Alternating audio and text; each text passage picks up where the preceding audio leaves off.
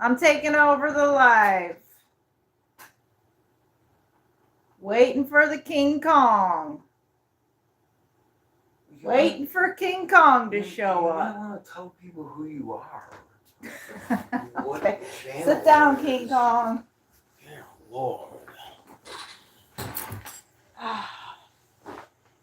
Welcome. Good evening, everybody.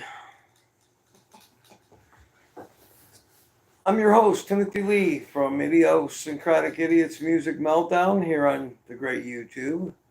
That was the boss, head CEO, bouncing check writer, beautiful hair, Bouncing check. beautiful hair, producer, executor, cinematographer, production director, and assistant production director. Hey, Mr. M, good evening. How you doing this evening? Thanks for joining us tonight. How's everything in Toronto, or how's everything up in that area tonight? Cold and blustery, I'm assuming, like we got going on here in the great woods of northwest Pennsylvania. I'm a little disorganized tonight, Mr. M, so bear with me. I'm going to need to rely on your musical excellence and history because I didn't have a lot of time to prepare for this, so I don't really have much musically tonight, but we'll plot our way through this thing. Hope everybody's safe. Again, I'm Timothy Lee from Music Meltdown here on Idiosyncratic Idiots Music Meltdown. Jesse Jones is with us tonight.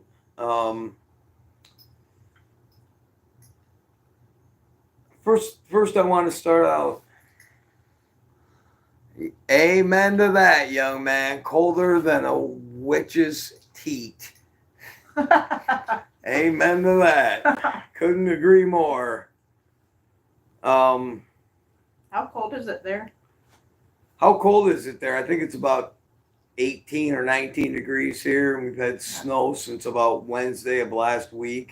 That's Fahrenheit. They use Celsius. Oh yeah, you do the real calculations in Celsius. We haven't. That's a little beyond America. So, oh, also we have the great Boots, the musical mascot, with us tonight. Thank you for everybody who's joining us, Mr. M. I want to say thank you so much. You know, you really mean a lot to me and all your knowledge, and it means it means a lot to me and to Jesse and all your input, and that's kind of the reason why we did this, and I really appreciate it, and thank you for being part of the family. I'm a little rough around the edges today. It's been a long work week and a lot of stuff going on, so welcome to everybody. But first, I wanted to start tonight. I think it's only appropriate in light of what's happening. Let's just take a moment to uh, uh, you know, be prayerful for the people of California, especially in the Los Angeles area. There's 3 major wildfires burning right now, and this is bad. I mean, I know it's something that happens there quite a bit. You know, it's not like this is our first rodeo with this, but this one is, I personally believe the word to use is catastrophic. There's been a lot of historical buildings lost. There's been people that have lost their lives. Obviously, homes have been destroyed. And so I want to give a shout out and a prayer to all the people in California that are in the midst of this, that are been uprooted, have lost their housing. And we hope that, this can be gotten under control, and that everybody will be safe from here on out.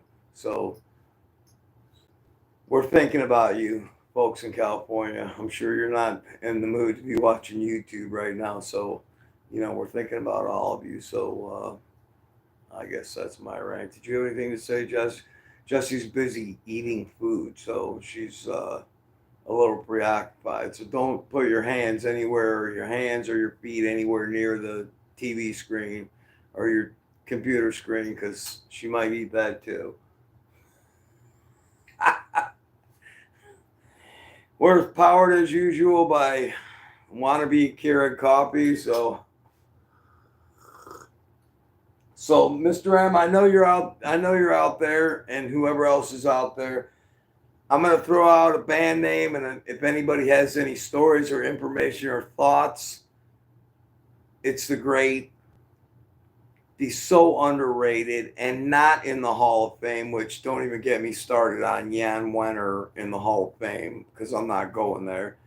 But the so underrated and so underrepped in America, especially the great Thin Lizzy and Philip Lynott. So if anybody has any stories or any thoughts or what's your favorite record, get it out, put it out in the chat. I'm such a fan of his that I have his likeness tattooed on my upper right thigh, and I believe, in my opinion, he is one of the best songwriters. And the thing that made him so amazing is that he would sing one melody line, but then play a different bass melody line at the same time. And he didn't start out as the greatest bass player, but he worked his way into it. And one of my personal favorite records that I definitely wore the groove off of was Black Rose, the record they did with Gary Moore. And that is, if you haven't heard that record, I highly suggest you go out there. Toughest street in town, S&M, uh, Rose and Dub, Sarah. There's so many great. That's a great record. And R.I.P. to Gary Moore. It's really a shame that he passed away. He was a big part of the legacy. But some great stories. I was lucky enough for. They only really played in America very few times. I mean, they did tour in the late '70s, but because of addiction issues and just general rock and roll debauchery, they always seem to shoot themselves in the foot. And but I was lucky enough to see them in Reno, Nevada at the Centennial Coliseum on July 6th, 1979. It was the 2 days after the Day on the Green show at Oakland Coliseum. And the unique thing about that show, they were opening up for Journey. I think Journey was on the wheel in this, no, the Evolution tour, I believe it was, or maybe Infinity. I think it was Infinity.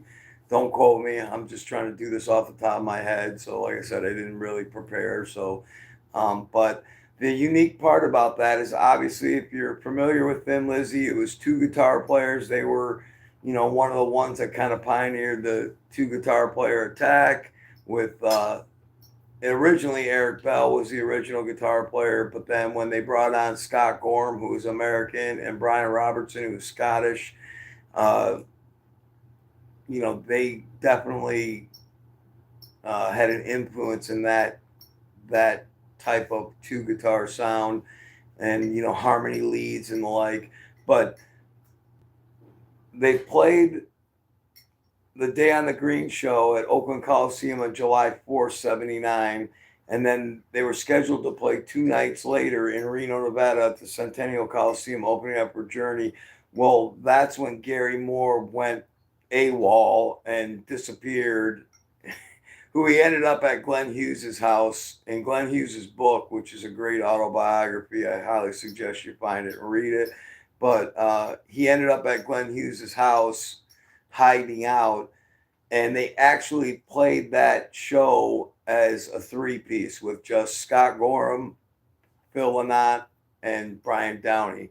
So, and it was the only time I think they might have played one other show, and then Midge Ure from, what was the name of that band?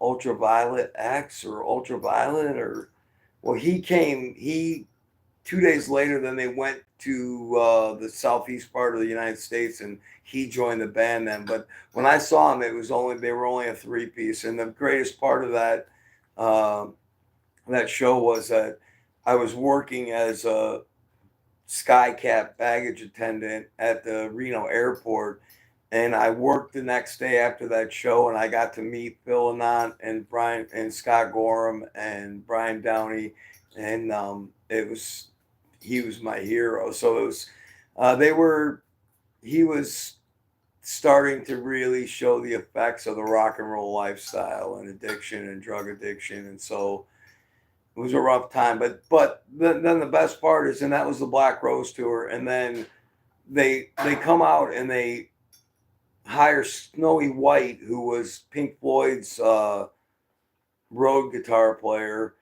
and they did a record called Chinatown, which is a great record. And then they bring on John Sykes, and they put out Thunder and Lightning and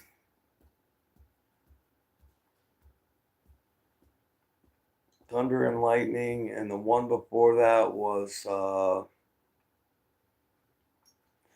hang on, I'm gonna have to check to see what that record was. Thunder and Lightning, and let's see. I should know that. I've listened to those records so much, but right off the top of my head, I can't. I can't think of what the name of that record was. Let's see here. According to the great Wikipedia. Let's see here.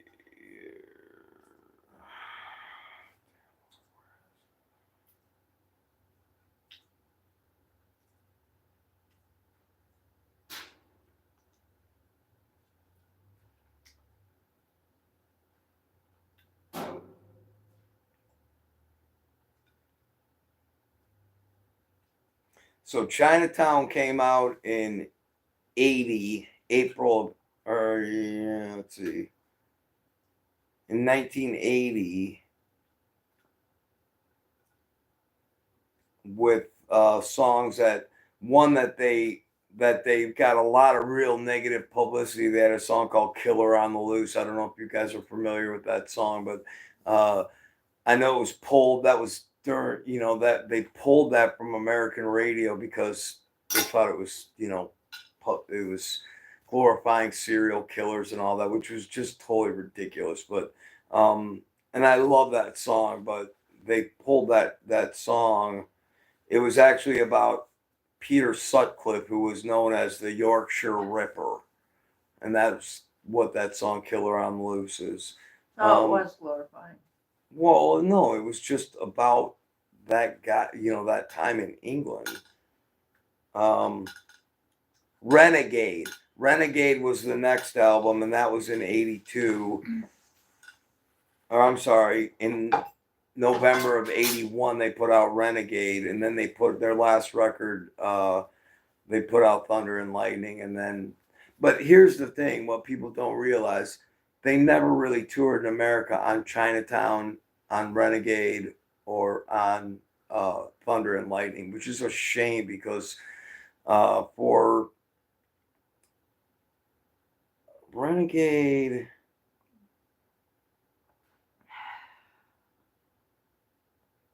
I believe Snowy White did play on Renegade as well, but John Sykes was brought aboard from Blue Murder and did Thunder and Lightning. Those were all produced by the great Chris Tangrides, and that was amazing. He's a great record producer. Did Tigers of Pantang, so many of the new wave of British heavy metal bands of the '80s. What are you What are you looking at? Nice jacket. Okay, what do you mean? That's a nice jacket. Okay, it's not a jacket; it's a hoodie. What? It's a hoodie. Yes, Where's the hood? It's right here. Oh. Wow. So yeah, but if I know everybody probably knows, the boys are back in town or jailbreak, or I don't know, maybe the cowboy song. But I highly suggest you go out and find those last three records: Chinatown, Renegade, and Thunder and Lightning. Again, it did not get very much radio play. I'm not eating on camera, gag. She's trying to get me to eat on camera, so I'm sure that's all what you want to do is see a, broke down old man eating. I don't know. It's a little strange, but I don't know. I don't know. We're this is going to be a train wreck, so just bear with us. This will be one of many train wrecks. So hang in there, Mr. M. But Mr. M, what's your thoughts on Thin Lizzy? Did you listen to that band? Were you into that band or no? I'm curious to know. But I really love Phil Lynott. Yeah, I think he was so underrated, and I know I'm gonna get in trouble for saying this, but there was definitely race was an issue in their success in America or their lack of success in America. So if you're interested in Thin Lizzy and you really want to do a little bit of a deep dive, uh, Google search a guy named Bob Nell Bandy, and I believe it's called Shockwaves, and a guy named John Sutherland, Jon, I believe Sutherland. They do a great podcast all about. They've done great podcasts all about Thin Lizzy, and I learned a lot. And as well, if you can find it, it's out of print. I actually had a copy of it, and I got offered a very generous sum to sell it on eBay. So I wanted to hold on to that book, but if you can find it, it's very rare and hard to find. It's called Ballad of a Thin Man, and that's the autobiography about Phil Lynott and his life and his tragic passing in 1986. He died in, let's see, he died January 4th, 1986, at the age of 36 from complications of uh, heroin addiction, and he struggled mightily, and it was really bad at the end. But he,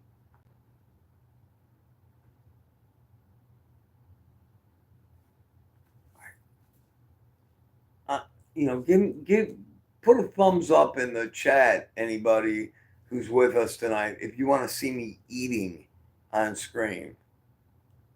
Nope, 9 thumbs down. Sorry. Right. Wait, what? I'm watching some. Oh, there is. Oh, I didn't even see that. Why is the live chat not coming up on there? Yep, jailbreak was. Sorry, Mr. M. For some reason, what I'm staring at, the chat was not coming up. So I see it now. I had Wikipedia up on my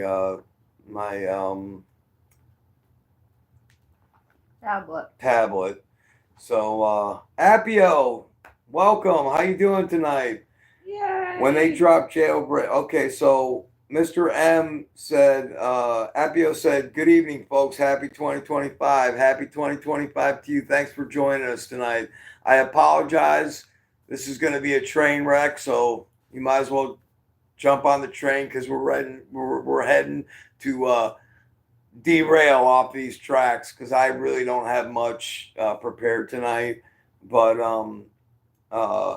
Mr. M, you're right. It was Renegade. Thank you again. I don't know why it's not coming up on the phone I'm staring at when we're recording this. Do you have it on the Wi-Fi? Well, I don't know if you can change it now, but we're not starting it over, so it's gonna have to be what it is. Okay. Mr. M also said Jailbreak was our highest charted record in the U.S. at number 18, which is a tragedy. So, that would be why.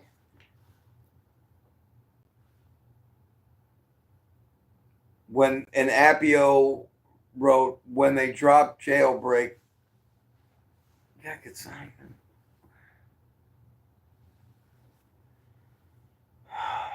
Appio wrote, when they dropped Jailbreak, you couldn't turn on a radio station without hearing Boys Are Back in Town. So true.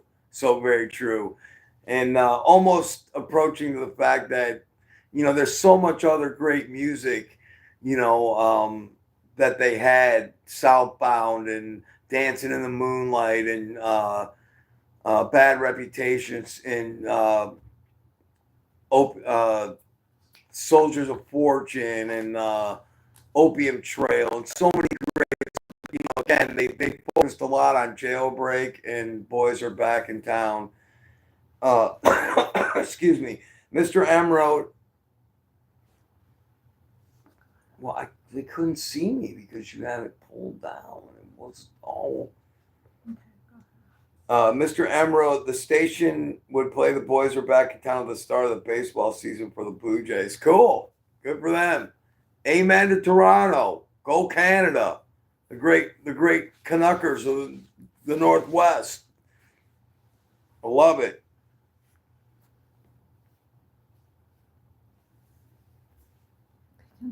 Okay, but I can't see what. Sorry,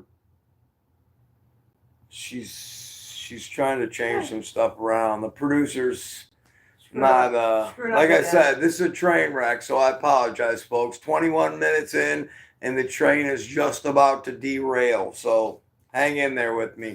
The interesting thing about Thin Lizzy, though, that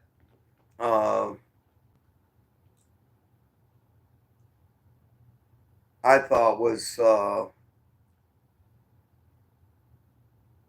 that they didn't dig too deep. But another book that you might want to read about them is, some of those great records were produced by the great Tony Visconti, who worked with David Bowie and several other people. But he wrote a book, and he does a whole chapter in his autobiography about when he did Live and Dangerous, which a lot of people say is the greatest live record that, is up there with Frampton Comes Alive and, all the great live records of the 70s.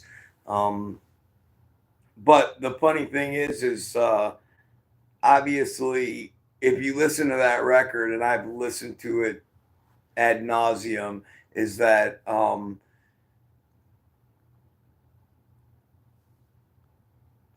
Phil Lynott can't sing backup to himself. So if you listen to that record, you can hear him singing background vocals. And Tony Visconti even said that record was heavily overdubbed, as was Unleashed in the East by Judas Priest, which is another great live record. Trying to think of it. Man, my brain's just not working. Sorry, folks. I'm not prepared, and it's been a long week, and I apologize. So I'm not gonna subject you to this train wreck for much longer. So we're not gonna go very long tonight. But the Ted Nugent live record, a double live Gonzo. So but some of those 70s. Yeah, exactly, Mr. M. Mott the Hoople. Excuse me. Sorry, Mr. M. Give me a minute. Why is the chat not coming up on the phone so I can see it and I don't have to keep looking? What's wrong with that? Mm-hmm. It always came up before right here. And then, I can't, I'm not seeing their comments when, Mr. M said Mott the Hoople is another British band that never made it in the U.S., and that's so very true. Another great band, Mick Ronson, I believe, or Ian Hunter. And Appio said, it was quite a feat for four lads from Dublin to make it in the States and would open the door for you two to come to the States. For sure. Right there. There you go. All right, I think we're back. Yeah, very true. And and the great thing is Scott Gorham, who is now had done the stuff with Black Star Riders and everything else. He was American, and I don't know if you know the backstory about Scott Gorham, but his sister was. Okay, why? There you go. uh, his sister was dating one of the guys in Supertramp, and so he had flown over to England, and the his sister's boyfriend was the one that said, "Hey, this band is looking for a guitar player. You should go and audition." And that's how he ended up getting in Thin Lizzy. So there you go. There's a story about the great Scott Gorham, who he's still at it. He did the Black Star Rider when they came back with Ricky. Man, I'm sorry, my brain is just not working tonight. Uh, man, I can't think of the guy's name, but when Black Star Rider, they put those records out where they kind of reformed Thin Lizzy with Brian Downey and Scott Gorham. So he was part of that. So, um, but I love them. I love songs like Opium Trail, songs like Soldiers of Fortune. Uh, um, I love Toughest Street in Town on Black Rose, S&M. Uh, I Got to Give It Up. Um, the song about gambling. Man, I'm sorry, folks. We're gonna cut this here pretty soon because I'm feeling very embarrassed for you guys because I can't. My brain is just not functioning today. But I've listened to a lot of that music, and so I highly suggest if you can find a Ballad of a Thin Man, which is about the story of Phil Lynott. You know, the other thing that you might not understand, you know, he was born Philip Paris Lynott. His mother was Irish. Her name was Philomena, and his dad was English, an African American or African English. I guess I don't know what you call it, a black English man. And her parents, she got pregnant when she was young, and her parents sent her to England to like a monastery or somewhere where they sent unwed pregnant girls back in that day and that time. And she gave birth there and then came back to Dublin, into London, I mean, to the Dublin area. So it's a real interesting story. And I think it's a testament to his roots in Dublin and how much Ireland meant to him that, you know, there's a statue in Dublin right now with his, you know, like his figure in bronze, and his mother Philomena was a huge supporter of him, and especially, you know, after his death. I mean, she played a big role, but I think it's tragic that they're not in the Rock and Roll Hall of Fame. I think it's absolutely ridiculous, moronic, and as far as I'm concerned, hey, it's a cool place if you're ever in the great city of Cleveland, Ohio, the home of WMMS, the Buzzard in Cleveland, one of the greatest radio stations ever, which is, by the way, the radio station that you probably would have never heard of the band Rush in America if it weren't for the Buzzard, WMMS, because they were the one that broke them with Working Man. But I digress. It's tragic and it's moronic and it's ridiculous that they're not in the Rock and Roll Hall of Fame. It's moronic, it's ridiculous, and shame on you, Jan Wenner, who they now have thrown out of the Rock and Roll Hall of Fame because of all his skeletons in the closet. But that Ted Nugent is not in the Rock and Roll Hall of Fame. That's ridiculous. Who cares about what his politics are?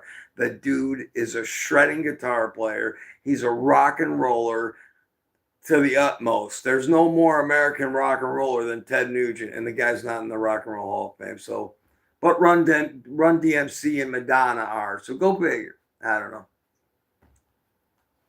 It makes no sense to me, and that's why I would never pay money to go there. It's a cool building. I've heard it's a great place.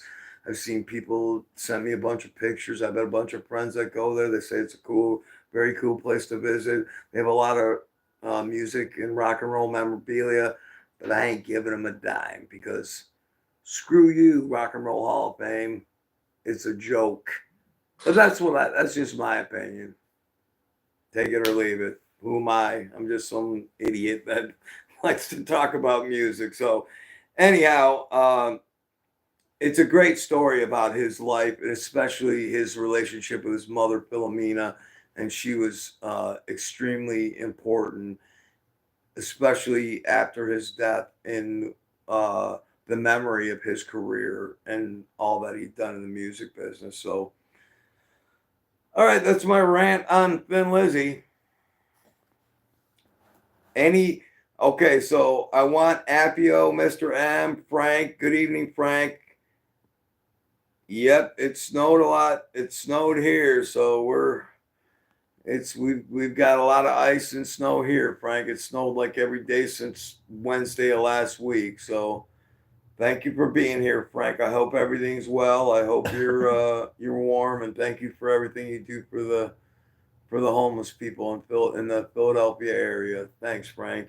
What I would ask is I want Mr. M, I want Frank, if you know who Thin Lizzy is, I want Appio, go ahead and tell me, outside of Jailbreak or Boys Are Back in Town, is there a Thin Lizzy song that you guys like, or one that caught your ear?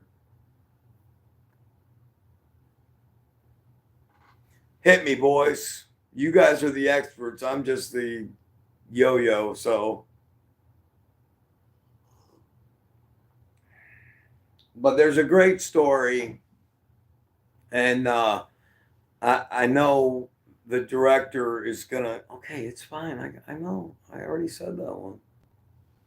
I said that. The director's not gonna like this, but I'm throwing it out there anyways, man. I'm the face behind in front of the camera, so I'm letting it fly. So there's a story.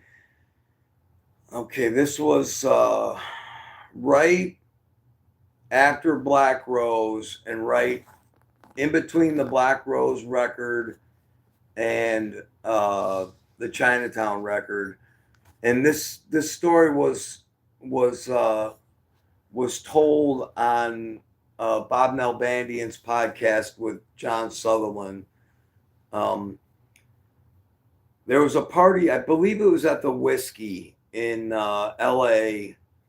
for Mercury Records, I believe, who they were signed to at that time, maybe Polydor, but I think it was Mercury Records. And they were having a party for another band, and Phil Lynott was in town, came to the Whiskey, and he wanted to go to the party. And there was a girl at the door, kind of like screening people to get in. I guess it was like in a cordoned off area of the Whiskey. And when he got to her, she said, "You can't come in here. This is only for artists." And he's like, "I'm signed to the record label." Now, the local lore is that he pushed the girl down.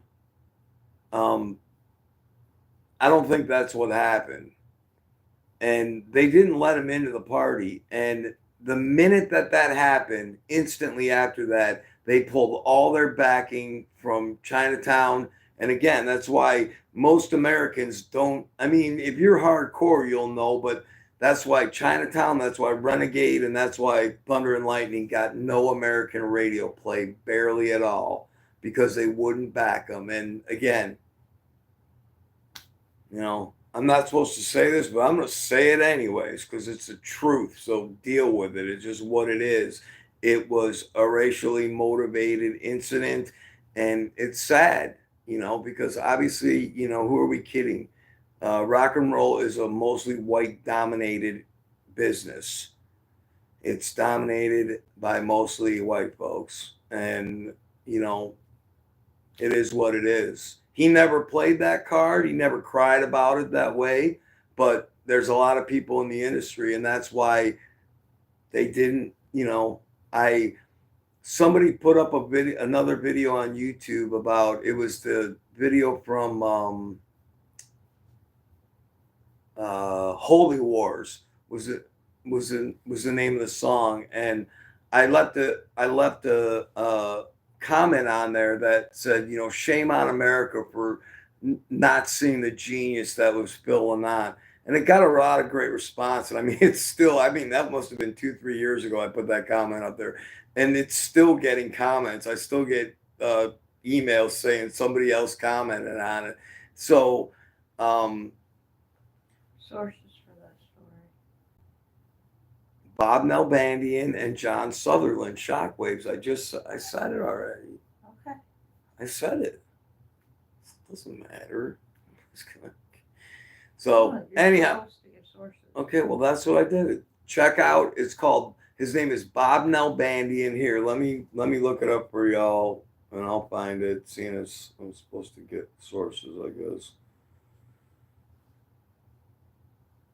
I really don't know if he's still doing the podcast or not anymore. Bob Nalbandian, there it is.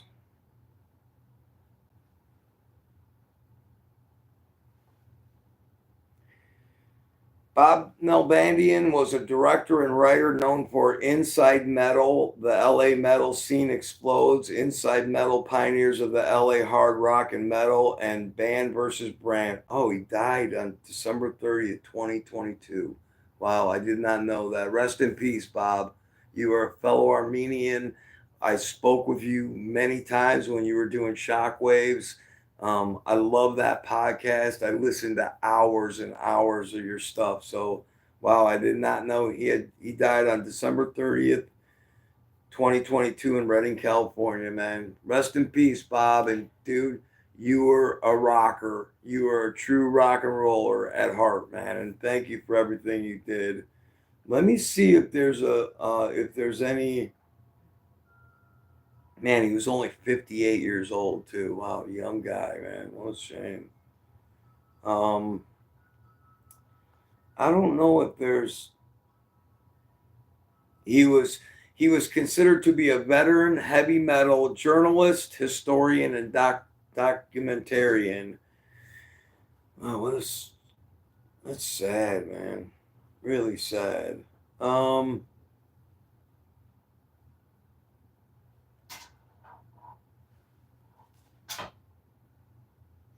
I don't know if you can still find those Shockwave podcasts. It looks like you might be able to find it on Apple Podcasts. I'm not really sure, but there's lots of tributes done by Dave Mustaine, Lars Ulrich, Marty Friedman, so many people. Blackley Lawless. I don't see where. I'm not sure if you can still find that, but if you guys are, which I'm sure y'all are way more experts at this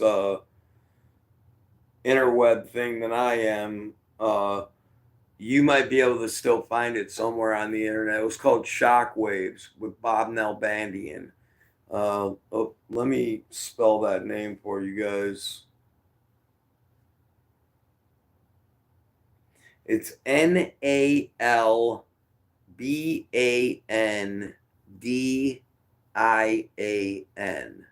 Bob, Bob Nalbandian. Rest in peace, Bob. Wow, that's a bummer. It's been a bummer kind of week, and now it just gets more bummer. Go figure. What a shame. But yeah. So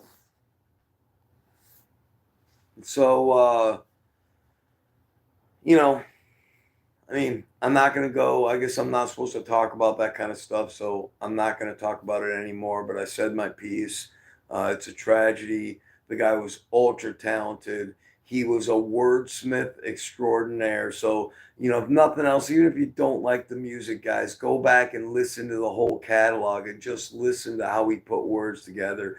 And, the reality is, he was living that life, or he wouldn't have been able to write those words because and it's pretty prophetic. Go listen to Opium Trail from I believe it's from Bad Reputation in '78, and pretty much tells you where everything was headed. And sadly, it cost him his life in January of '86. But he also did a band with Lawrence Archer called Grand Slam after uh, Thin Lizzy broke up, and that actually has some pretty good stuff on there. There's not, and again, those records are very difficult to find. I mean, I'm sure you can find it on the interweb somewhere. I I don't even think my streaming service that I use, which is a non-paid promotional thing here, but I use Tidal. To me, hands down the best music streaming service out there.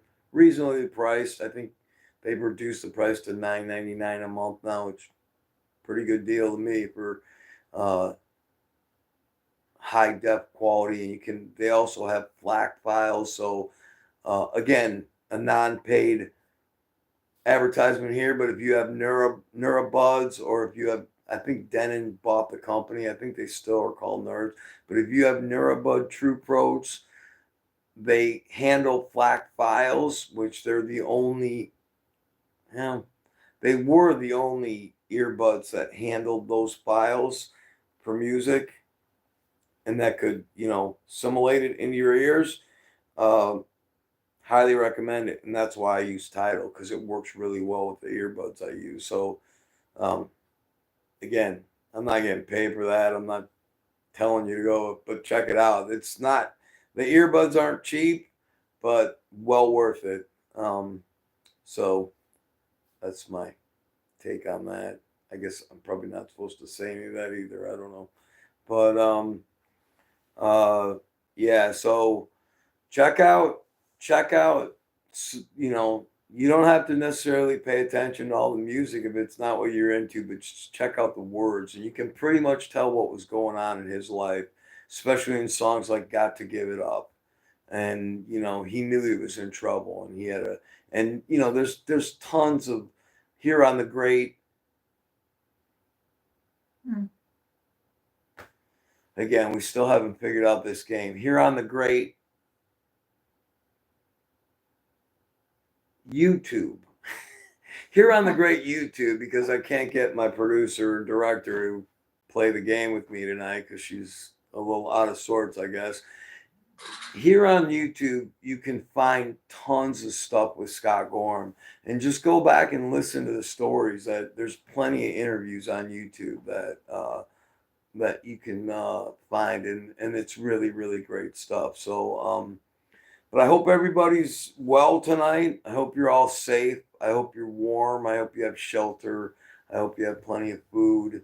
And I know, America stands on the precipice of some pretty crazy days ahead with the inauguration here less than 2 weeks away. So I hope everybody's safe. I hope, my prayer is that things don't go hog wild, but it's starting out with a bang with what's going on out in California right now. So, and all the, terrorist attacks we've had, and this crazy, madness that's going on. So, keep yourself safe, be aware of your surroundings.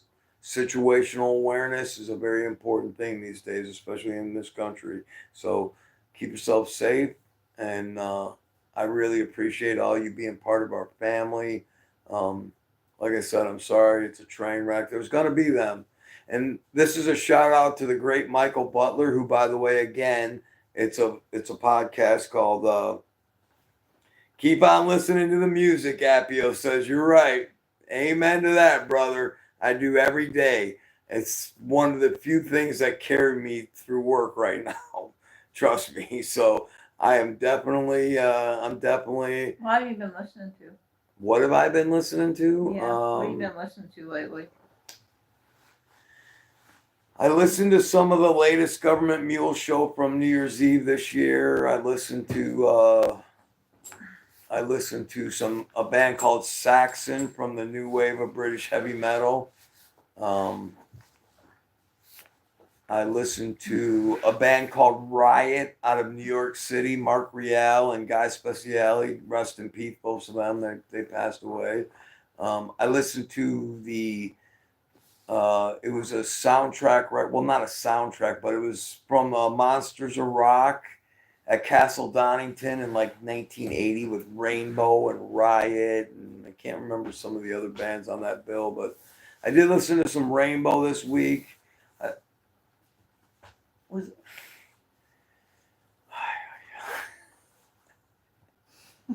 Yeah, the director is out of her mind. So, awesome. Appio says, I caught Bobby Weir live for 2 nights, including his 3-set New Year's Eve show. Was that on Sirius, Appio? I saw they were live streaming his show with the Wolf Brothers. I didn't get a chance to listen to it, but I saw that. Yeah, cool. Was it good? Did you enjoy it? The guy's still doing it, man. What a guy, man. Joins the Grateful Dead as a dyslexic 17-year-old, and and he's still doing it in 2025. Go figure. Good for him. Way to go, Bobby. I hope you enjoyed it, Appio. And I appreciate you being part of the family, Mr. M. I appreciate you. Oh, by the way, Mr. M, I did listen to Venus and Mars. Not a bad record. Not totally my thing, but I did. Oh, heck. Oh, you were there. Appio says I was at the theater. Wow. Awesome, man. Good. Oh, yeah. Now that I'm reading, sorry, Appio. Like I said, I'm a little slow tonight. He said I caught Bob Weir live for 2 nights, including his. Wow. Where was that at? That wasn't at the Beacon. What theater was that at, Appio? Wow. Good for you, man. Congratulations. Awesome. You're my hero. I don't know if I'll be doing many more concerts in this lifetime, so it's kind of hard for the electric scooter doesn't get far in 16-degree weather and roads full of ice. Oh, in Fort Lauderdale. Cool, man. Awesome. Awesome. Good for you, man. I'm really happy for you, man. God bless you, brother, man. That's awesome. I'd love to. I've been really wanting to go see some shows, but unfortunately, because of the choices that I made in my life, just like Phil Lynott, I'm not probably going to be seeing many concerts because not only living in the woods, but it's a long walk to Erie, Pennsylvania from where I live. So I don't think I got it in me anymore. But Living in the woods. yeah, I live in the woods. And it's 45 minutes to Erie from here, an hour. So I don't think I'm walking. In the woods. What? In the woods. Yeah, I live in the woods. What? This isn't the woods? No. It's not. This is big town. Okay, so she's the great Jess. Would you put your face in the camera? Come on, if you're gonna do Hold this, on. there you Hold go.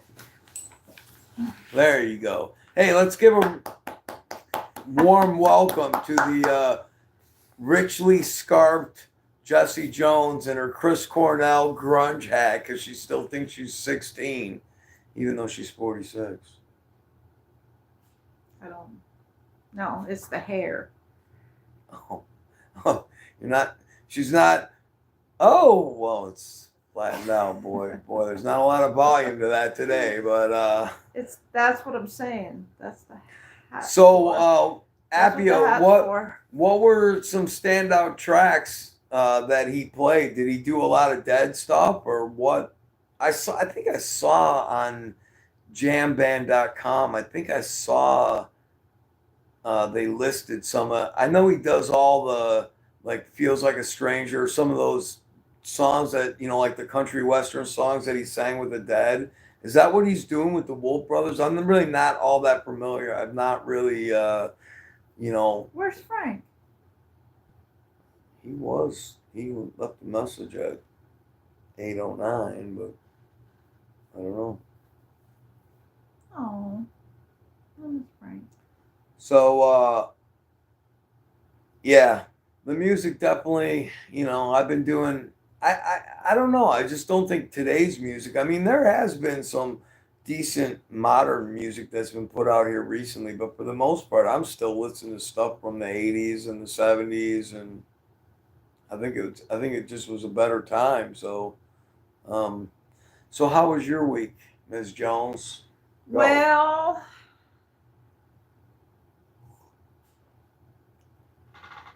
a lot of big events. I had to get new windshield wipers. They were starting to fall apart. Oh yeah. Well, that's exciting. What Three, else? two of them fell apart, and one was on the verge of falling apart, which was right in front of the driver's side. So I had to get new ones. Epio said it's mostly dead, one or two rat dogs, and Dylan or Beatles cover. Cool, awesome. Bobby's still doing it, man. I'm telling you, you want to have a good time, Apio. You want to laugh. I mean, I find a lot of humor in it. The music's great, but uh, I love going back on the great YouTube, the one and only YouTube, the YouTube that we are talking together now, live from the great woods in the middle of nowhere in the Rust Belt of America, Northwest Pennsylvania. But go back and check those dead shows from like the early 80s when Bobby was wearing those Daisy Duke shorts and those goopy like Nike Cortez shoes. That is classic stuff, man. He is one of the wildest, and to see him now, man. I mean, I'm happy for him, but maybe he was onto something because him and Mickey Hart and Kreutzmann are the only ones left, and I know he wasn't a big tripper, if you know what I mean. I know that Jerry and all them they tortured Bobby for most of the career of that band, but he's still kicking, and he was one of the saner ones as far as all the rock and roll lifestyle living. So good on Bobby, man, and I love that country. That those songs of the Dead where it was more country kind of flavored. The I always know in that first set they would always do those kind of like country western, songs that Bobby sang, and I always love feels like a stranger, but I know that was from I don't know that might have been from Reckoning or Appio says my dead era is 73 and 74 and 77 and 78. Can't go wrong there, young man. That's some classic. That was when they were smoking hot, man. I mean, the 80s, you know, if you think back to like Hell in a Bucket and Throwing Stones and what was that other big song they had? The one that really blew them up in the 80s. It's crazy. I can't. My brain is not functioning tonight, folks. I apologize. But anyhow, when they hit the 80s and it became like a hipster, for lack of a better term, thing to go to the Dead and where the parking lots were getting violent and it was getting all crazy.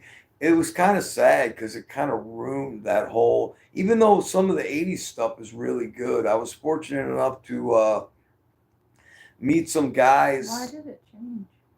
Because they got popular. Like Oh. all these people that weren't Deadheads and part of the family started going to Dead shows, but they weren't even going to Dead shows. They were going to get drugs in the parking lot and then, create violence. And it really cost them a lot, man. And it took a heavy toll on the band. I don't know what your thoughts are on that, Appio, but that's the way I saw it. And every, documentary that I've watched and everything I've read, yeah, no doubt. Appio says Jerry's voice was blown in the early '80s, but his empathy and guitar skills were off the charts. Amen to that. That's so true, and that's a cool thing. So what I was gonna say, Appio, is I met these guys on the internet that I don't remember the name of the group. I actually have like two 1 terabyte external hard drives. Unfortunately, I don't really have anything to play it on right now, but. That are full of Dead shows that the bootleg Dead shows that were all remixed by Charlie Miller and what do you mean? I just wanted to read that comment. But well, don't take it away because I can't see them. But so like those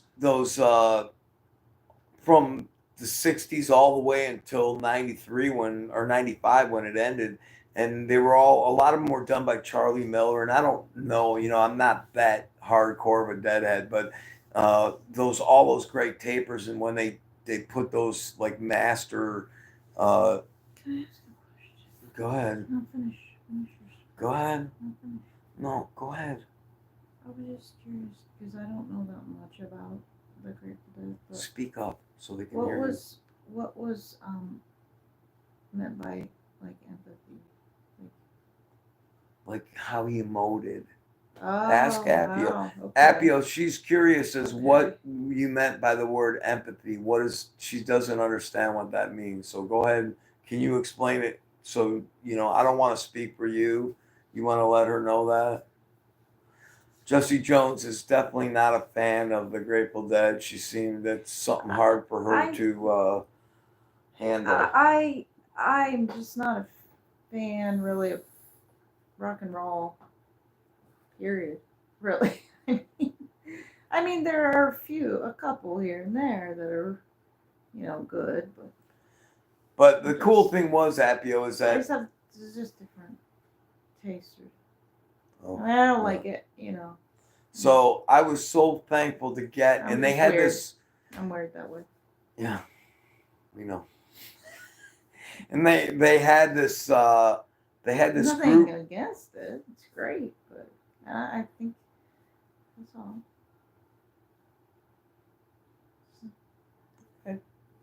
It's fine. They had this whole group of guys that had their own server, and I had to like get allowed to be in the club, and then you could just go to the server and download whatever you wanted. And I downloaded hundreds and hundreds of Dead shows, and you're right. There's times where Jerry's voice is just so brutal. It's I hate to say it. I mean, if I had a way to like just take the vocal tracks off and just listen to the music, it would have been amazing because there was some stellar musical stuff going on. But yeah, I agree with you totally. Listen to Stella Blue from Jerry in 82 and 83, and the emotion he conveys can bring you to tears. So there you Aw, go. that's I cool. so you know what, Appio, That's thank you very much. Because awesome. what I'll Thank do you, is Appio. after this, as soon as we wrap this up tonight, I'll play her some Stella Blue. If I Aw, I can, I'm sure appreciate it's it. on YouTube. I'll find one of those videos. I do love that. The song that And that's why I ask, because I know that they have a very, very strong fan base, and I don't know that much about them, and I want to know because I'm curious, and I think it's amazing. I want to learn about it. So I do really appreciate it, Appio. Thank you for explaining and I that. and I agree with you, Stella Blue. And I think Appio again. Correct me if I'm wrong. My brain is not Aw, functioning. that's cool, and I Is will listen to that. is Thank you. Row Jimmy, Row Jimmy Row or Row Jimmy. I think that's what it's called. I've heard some versions of that where man, it's just stellar, man. He's so their entire catalog is on the Internet Archives for free. Oh wow, Aw. awesome. Now is that the bootleg shows too, or is that just everything like the dick pics they've released and all that, or is that all the taper versions of stuff? Appio. I knew that they had an Internet Archive. I did know that. And that is that just look up, just Google search the Grateful Dead Internet Archive. I do remember. I know what you're saying. This was some kind of That's like cool.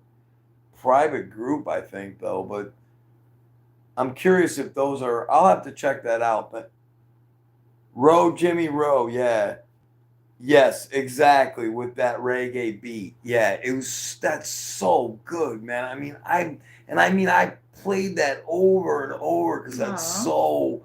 And when the one thing about Jerry Garcia that I'll say, folks, is when he was on, that guy was blessed and gifted. And I mean, oh, okay. So that is the soundboards and tapes. Sweet, man. Internet Archive. All right, cool. Awesome. So then I can listen to it. Because again, like I said, I have them downloaded onto like external hard drive, but I don't have a laptop anymore or anything like that. And I haven't figured out a way to play them. So, all the shows, same with Neil Young, all his shows on the internet. Oh Awesome. wow. Thanks, Mr. M. Mr. M says all the shows, same with Neil Young, all his shows on the internet. Awesome. That's awesome. And I heard he's putting out some new music that he had recorded like years and years or decades ago, and they're just getting ready to release it. I read some the other day on my Google feed. That's awesome. Yeah, that Road Jimmy Rowe, man, it's giving me goosebumps just thinking about that. That is so good. And when he was on, he was incredible. Just Google Internet Archive and Grateful Dead, and you can play it on your phone or awesome. Thank you, Appio. Awesome, man. Because I'm gonna start doing that at work. I'm just gonna start picking out Dead shows, and then that'll be my. I do a lot of walking in my current Cool. job. I don't know how long I'll be doing this job, but I do a lot of walking, so I just put the earbuds in, and then that beats me to the drum. So that's awesome. Yeah, Thanks. it's really nice. I knew that Appio, but I haven't. I don't know. I must have. Man, it sucks getting old because I'm slipping. Yeah, it's been a while since you were like really listening to him, huh? Like heavily. I remember a few years back when we were roommates, Tim and I. He just was playing Grateful Dead stuff non-stop, non-stop, non-stop. And which was okay because it was a lot better than a lot of the other stuff he used to play that would drive me kind of like make my head go like. How was that? And I always had to tell him, turn it down. But the Grateful Dead stuff, when he was listening to that, it was like kind of a relief because it wasn't really like invasive. So it was a good thing. Well, I definitely, I know you can search for a show on today's date and listen to it 40 years later. That's a great Well, that's a idea, good Appio. idea. Yeah, that's a That's a really good good idea. idea. So whatever day, just go and see if they had a show. That's really cool. Thank you. That's a cool and neat idea. Yeah. That's really cool.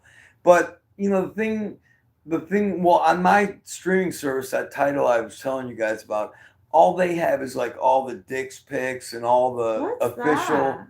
What's It's Dick's Dick Pics? Lataba. Oh, okay. What's, Lataba, I think, it was like sounds weird. Sorry, it Latla. sounded a little It's weird. it's a guy's name, Okay, and I he didn't went I through and didn't he know. remastered. So, uh, yeah, no doubt. Appio says Robert Hunter was a genius and his lyrics are incredible.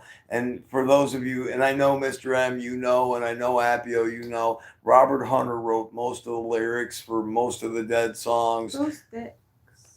He was an archivist for the Grateful Dead and their Oh music. wow, really? And then they released volumes, and I mean, they've released a bunch and bunch of them. So on my streaming service, that's all I had. That's all they have as far as like the bootleg stuff is all the official Grateful Dead releases. They don't have any of those.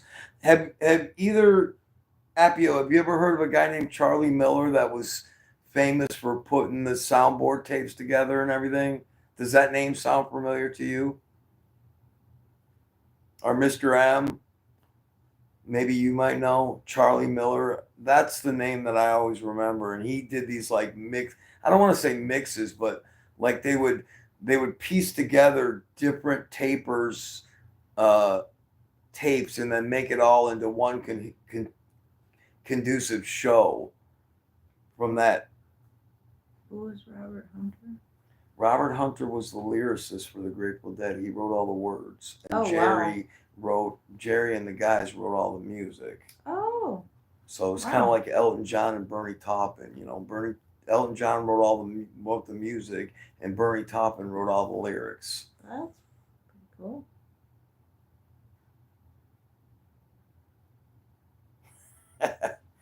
Yeah, I don't. I think his name is Charlie Miller. So if you get a chance, Appio, Google search that guy's name, and it's got to come. In fact, here, let me do it right now, and let me see if I can find something.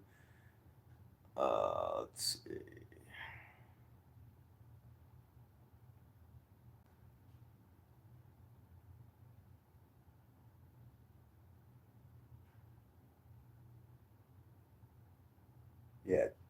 Charlie Miller, Grateful Dead. Yeah. So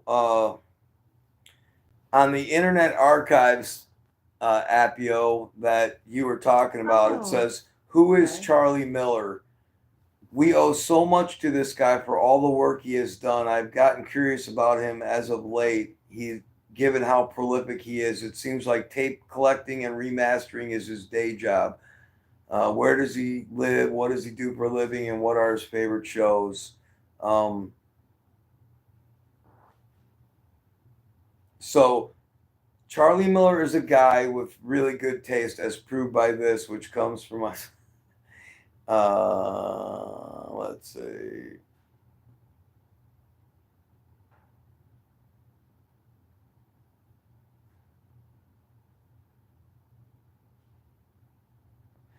So basically, what he does is he does his own. Okay, here we go. Here's another comment.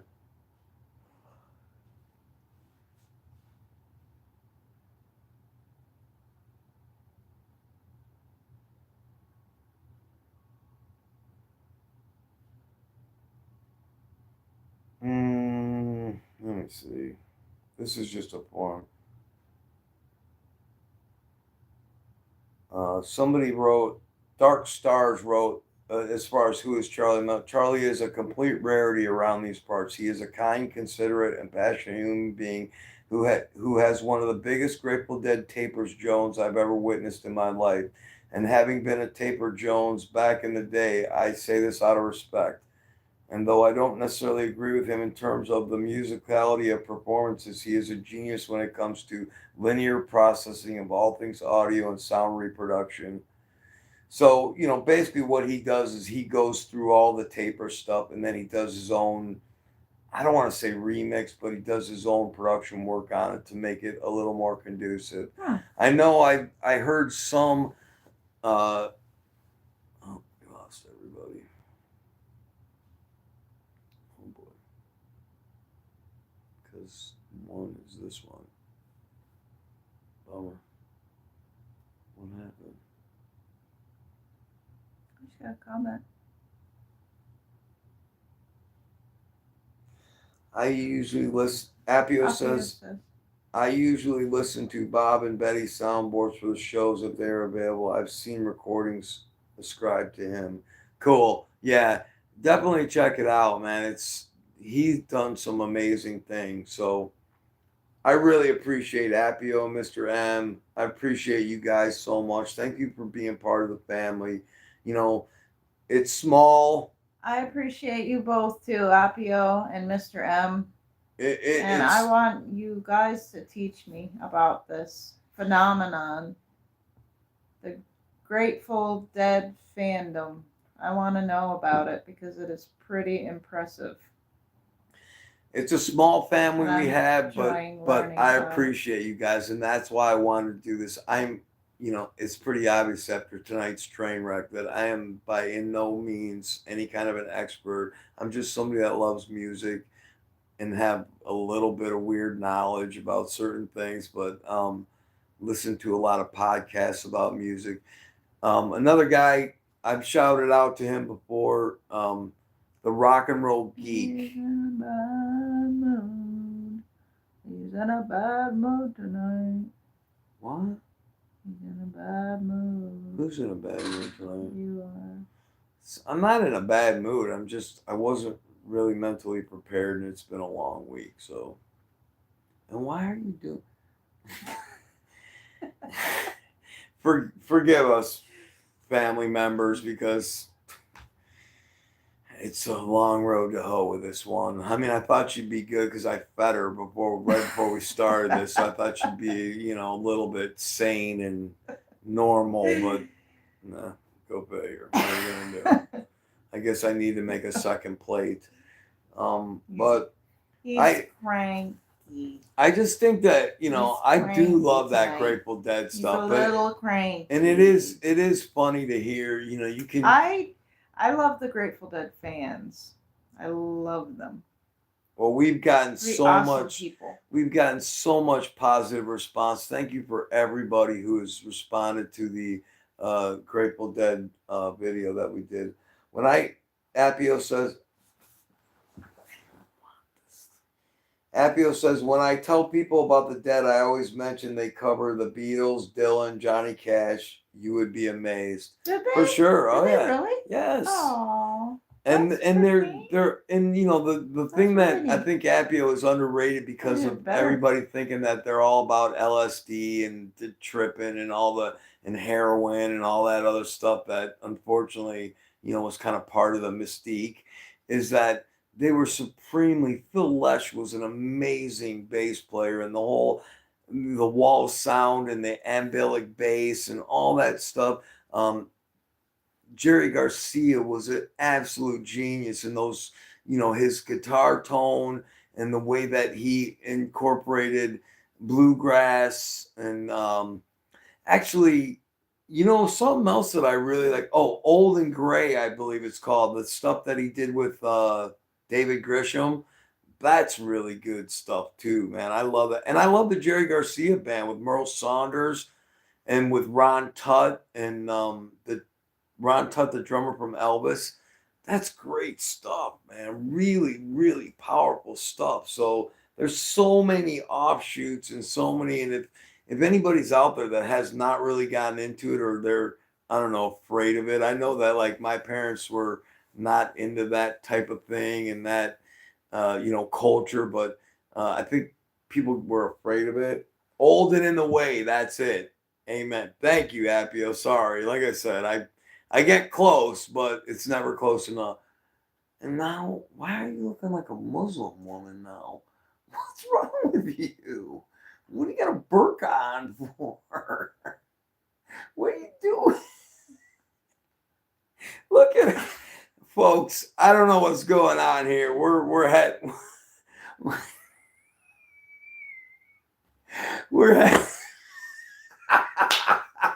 we're heading down a deep slope into the abyss, man. I think the train is just about ready to come off the tracks. Why are you? What are you? Wow, old and in the way. Thank you, Appio. And I said that before, but yeah, I knew I was close. What's your thoughts on the JG? Appio said Donna Jean sang with Tut played for Elvis at Muscle Shoals Studios. Wow. Huh. Okay, so Appio, what's your opinion, or Mr. M? What's your opinion of the Godchuck years? I personally think that when Keith Godchuck was obviously a great piano player and obviously brought a lot to the band, but Donna Jean, I don't know. Some of those recordings that I listened to were, whew, I don't know. That was not my favorite era when they were in the band, or at least when that Donna Jean was doing all that singing with them. I just thought it didn't add anything to it, but stop. Come on now. I don't need your Richie Rich scarf. I'm good.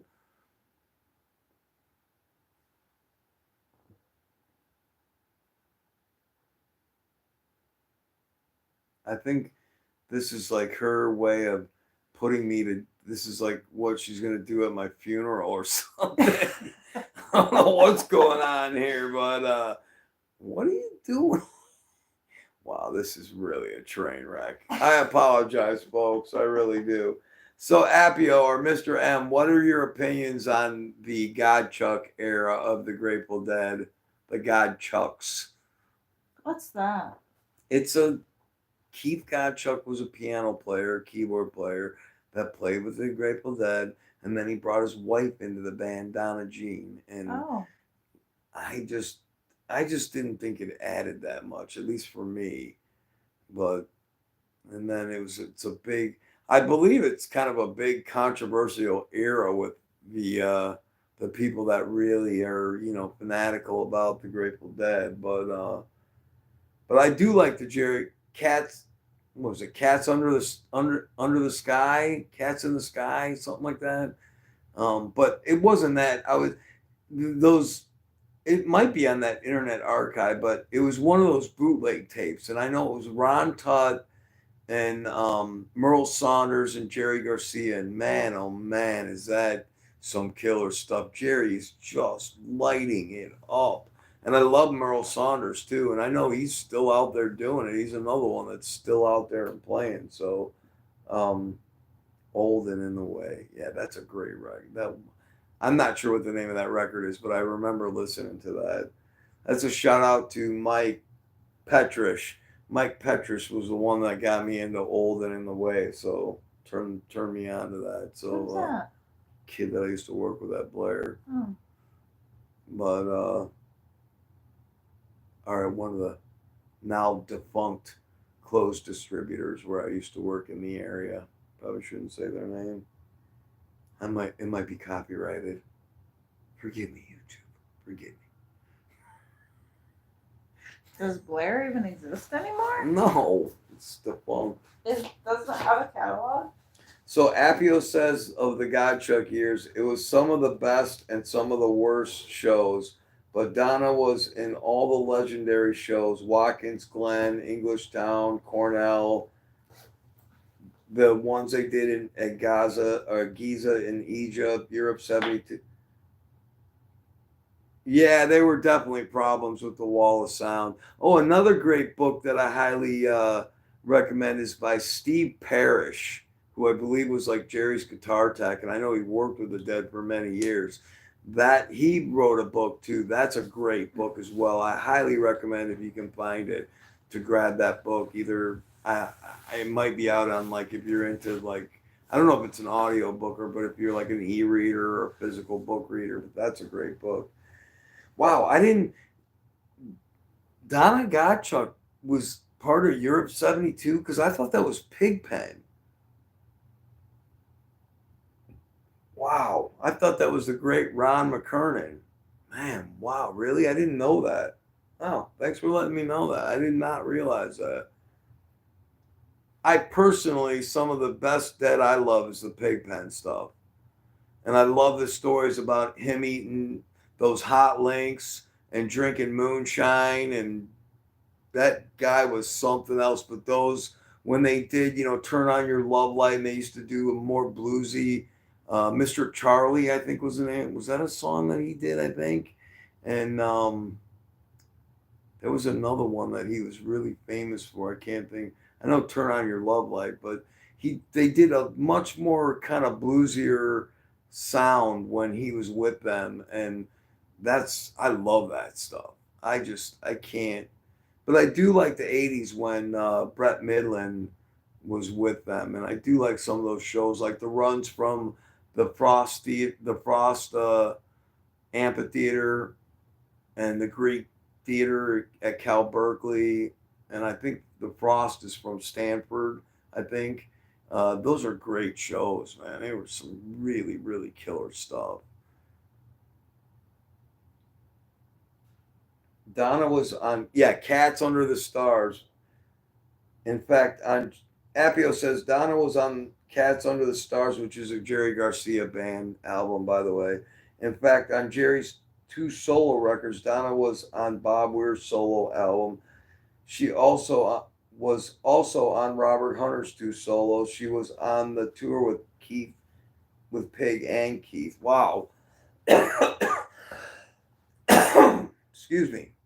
Wow, that's crazy. I did not realize that because I knew, so Europe '72 was, right around the time when Pigpen was really, he was getting ready to check out of this earth because I knew he was really sick. And,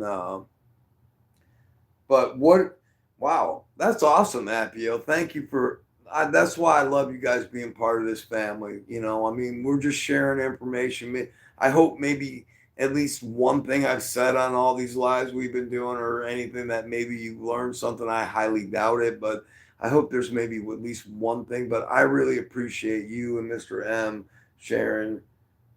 Yeah, Pig was very ill, and it was kind of sad.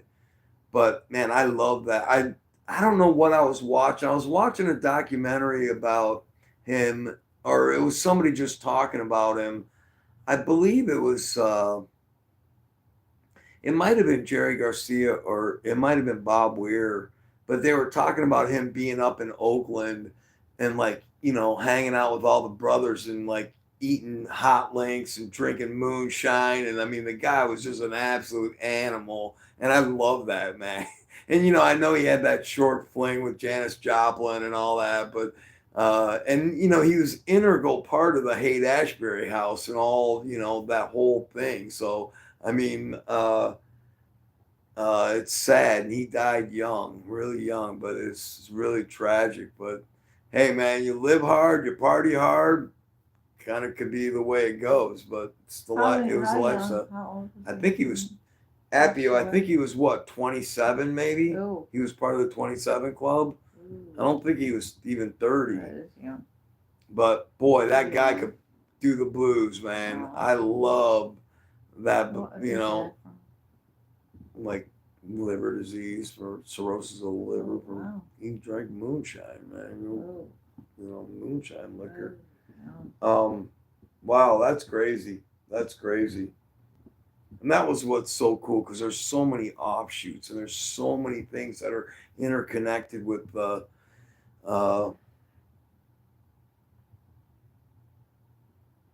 yep. Appio says he lived the Wow. life like Phil Lynott, and yes, he was 27, so he was young. That's sad, man. Part of the 27 really club.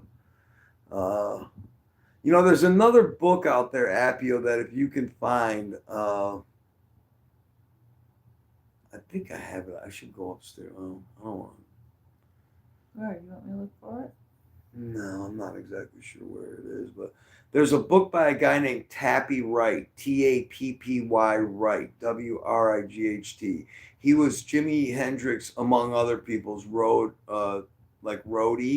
and man, that's a great book too. I think he worked with Jane Mansfield before she got beheaded and all that kind of stuff in that car. She got in a car wreck and it cut her head off. Ooh. Jane Mansfield. I said, ooh. But Who's she was one of those like Marilyn Monroe ladies of the oh. 40s and all that. But he says some pretty amazing things about Jimi Hendrix, and I think that's a whole nother can of worms where he talks about he did not choke on his vomit. He was murdered by Mike Jeffries for that insurance money. And because he was starting to break away, and then once the band of gypsies and the whole Electric Ladyland and all that stuff. So anyhow, yeah, exactly. Appio says I can't imagine trying to manage Jimmy. Yeah, go figure. And it was a nightmare. So and then of course there's the great story of when he died, Jimi Hendrix died. Monica Danneman was his girlfriend. And then I don't know if you all out there are familiar with Uli John Roth from the original guitar player of the Scorpions. Well, then he hooks up with Monica Danneman because he's German, she's German. I think she was a German, and he thought by getting together with her that he could channel Jimmy, and he kind of did. Another great uh, stuff that if you ever can find is called Sky Academy with Uli John Roth, ULIJONROTH, Uli John Roth, the original guitar player for the Scorpions, and the lead guitar player for the Scorpions, and that's some killer stuff, and he channels the Jimmy for sure, man. He's a wild, great. He's still playing. He played in Pittsburgh down the way last summer. Again, there's some really great concerts that's been coming around to this area. I just have no way to. Michael Monroe from oh my goodness, Hanoi Rocks. Michael Monroe from Hanoi Rocks is playing in Pittsburgh or in Warrendale, Pennsylvania. This place called Jurgles, but Where's Warrendale? Like 90 minutes from here, maybe less than 2 hours from here. But is it small? Place? Yeah, it's a tiny club. Well, who's playing it? Michael Monroe. Who's that? He's the lead singer from Hanoi Rocks, the band that Razzle, the drummer, got killed with Vince Neil driving drunk in a car and wrecked it, and he died. And that ended that band. Is that an older band or what? It's an 80s metal band, like glam band. Oh. But so the only reason I bring up Michael Monroe, he had a record out called Horns and Halos, I believe it's called, or Halos. Yeah, Horns and Halos. Uh, there's a guy, an American guy out of New York City named Steve Conte, Conte. I highly suggest you check that out. Check out Steve Conte, Conte. Man, the guy is amazing. Appio just wrote, Owsley, the sound technician for the Dead, manufactured the acid. Jimi Hendrix named his album and hit song after Purple Haze. Everything is connected. That's so true. Wow. And how crazy. And Stanley Owsley, I believe, ran the soundboard for a while too. Wasn't that, not only was he the sound technician, he not only was the one that like was making the prime time LSD, which was legal by the way, folks, so take it easy until the government, hey, you could have gone to the Muir Beach acid test and for $1 get a glass of Kool-Aid and trip all night long and it was legal. And then listen to the Dead all night long and tripping out. So it's a different time in the 60s. Did the government make it or something? No, this Stanley Owsley was the one. He was the primetime LSD maker in San Francisco, and he hooked up, and he was a sound technician for the Dead. That's the whole, like Appio just said, it's all connected, and that's why the whole, tripping with the Dead and all that. And they would test the acid, so they would have these concerts and like in different places in California, and you paid like $1 or 50 cents, and they gave you a glass of Kool-Aid that has LSD in it, and everybody got high, and then they would play all night long, just everybody tripping out. How do you make it? You have to, I don't know, you got to be a chemist. Why are you asking me? I don't know. It's chemistry. Who? Robert Stanley Owsley was his name. He created it? I'm not sure. He might have. Did Stanley Owsley, was he the one that created LSD? I don't know if he created it, but I think he was the master at making it. Let me see.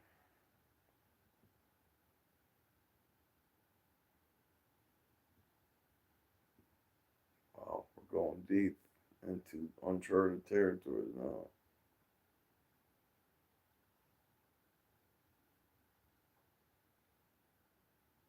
No, Albert Hoffman was a Swiss chemist known for being the first to synthesize, ingest, and learn the psychedelic effects of lysergic acid diethylamine. So it was Albert Hoffman that was the first to synthesize lysergic acid diethylamide. There you go. But I know. Wait, what? When? He was born in 1906 and died in 2008. How was LSD accidentally discovered? In search of a new medicine, Hoffman was trying to stabilize lysergic acid, a derivative of a fungal compound used in a migraine medicine. He ended up synthesizing a compound called lysergic acid diethylamine, or LSD. Later, he actually exposed himself to it, felt dizzy with hallucinations. Wow. There you go. So was trying to make a migraine medicine? Yeah. No, it was a derivative of a fungal compound used in a migraine medication. What were they trying to achieve with it? He just came upon it. He wasn't trying to. He didn't set out to make that. It was like an accident. He was being his own guinea pig? Evidently. Albert Hoffman. Thank you, Albert. But that's scary stuff. Done it a few times, but not that often, because I was afraid I was never going to come back, and I probably did never come back. That's why you're looking at this crazy get up here. So, and I got some crazy scarf that I don't, you know, need around me. So, so we're gonna wrap this up. We don't want to keep you guys all night. I really, Appio, you've been a real godsend. I'm so thankful for you being part of the family. Mr. M, thank you for the family. I'm not sure what happened to Frank. Frank, if you're still there, or if you got lost in the way, but Frank, thanks for joining us. Mr. M, thanks for joining us. We hope you guys are safe. We hope you're warm. We hope you have some food, and Owsley created, Appio says, Owsley created orange sunshine, purple haze, and liquid acid, but I don't believe blotter. It was medically grade due to Owsley's idiosyncrasy. Oh, okay. And it was, I believe Wow. it was the best of the best of the time. So, but we really appreciate everybody who joined us and being part of the family. Um, this is why we We do do. this. You know, We I know really it's do. We kind of always silly, do. it's goofy, but I love the fact that we have a small little family developing. I love you guys taking the time out of your busy schedules. I know we all have lives and a million things going, seeing as life goes at 7 million miles an hour. So I Yeah. appreciate you spending the time. We, again, want to pray for those people in Los Angeles that have lost everything in these horrendous wildfires, and we pray that somehow they can figure out how to contain this or control it or whatever you want to call it. Um, we hope that people are out there to look out for others and provide them with shelter and accommodations. This is a major catastrophe. This is bad, once in a lifetime bad. So, and there's a lot of history of this country that just got destroyed, just leveled. So pray for those people. We wish Appio. We hope you're safe. I'm so thankful you talked about Bob Weir. Good for you, brother. That's an awesome. I must say, I'm a jealous man right now because I would have loved to have gone to that show, man. That must have been one heck of a New Year's Eve, man. So good for you. Great way to start 2025. Mr. M, I hope you're all good up in Canada. We hope everything is fine in Canada.